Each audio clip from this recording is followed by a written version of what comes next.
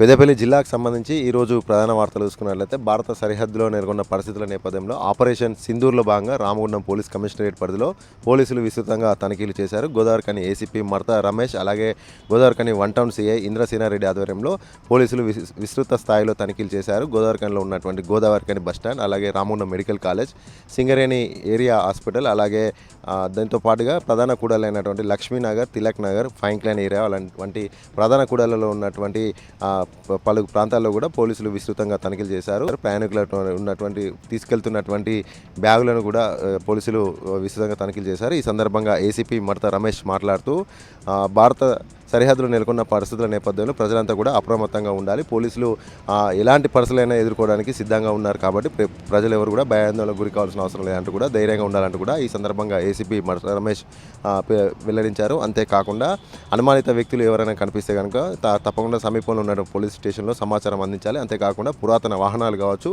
లేదంటే ప్రయాణికులు తీసుకెళ్లేటువంటి బ్యాగులు ఇతరత్ర సామాన్ ఏమైనా అనుమానాస్పదంగా కనిపించినా కూడా అక్కడికి వెళ్లకుండా సమీప పోలీస్ స్టేషన్ అలాగే పోలీసులకు సమాచారం అందించాలంటూ కూడా ఈ సందర్భంగా ఏసీపీ వెల్లడించారు. అలాగే మరొక ప్రధాన వార్త చూసుకున్నట్లయితే ఆపరేషన్ సింధూర్ నేపథ్యంలో పెద్దపల్లి జిల్లా ప్రభుత్వ జూనియర్ కళాశాలలో ఉన్నటువంటి వాకర్స్ అసోసియేషన్ ఆధ్వర్యంలో ఇండియన్ ఆర్మీకి సంఘీభావం తెలిపారు. అంతేకాకుండా ఈ యొక్క ఆపరేషన్ సింధూర్లో భాగంగా అమరవీరుడైనటువంటి అగ్నివీర్ మురళీ నాయక్ ఈ సందర్భంగా వారంతా కూడా అశ్రు నివాళులు అర్పించారు. ఆయన చిత్రపటానికి పూలమాలలేసి నివాళులు అర్పించారు. ఈ సందర్భంగా వాకర్స్ అసోసియేషన్ సభ్యులు మాట్లాడుతూ పాకిస్తాన్కి సరైన బుద్ధి చెప్తుంది, సరైన దాడులు చేస్తుందంటూ కూడా ఈ సందర్భంగా వారు వెల్లడించారు. ఎప్పుడు యుద్ధం వచ్చినా కూడా గెలిచేది మాత్రం భారతదేశమే అంటూ కూడా ఈ సందర్భంగా వారు వెల్లడించారు. జై జవాన్ జై కిసాన్ అంటూ కూడా ఈ సందర్భంగా వారు నినాదాలు చేశారు.